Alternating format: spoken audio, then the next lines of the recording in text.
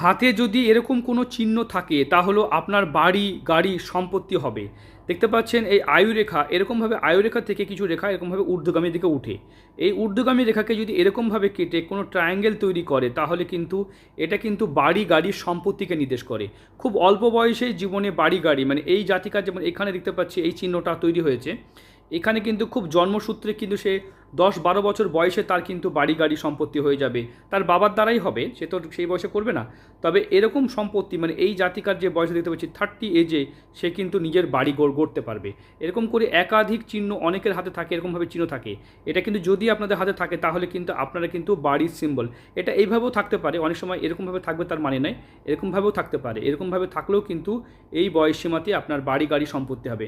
বয়সসীমা কী করে বিচার করতে হয়, এখান থেকে এই পর্যন্ত 100 বছর হিসাব করবেন, 50 বছর, 25 বছর, 12.5 বছর, এভাবে হিসাব করবেন।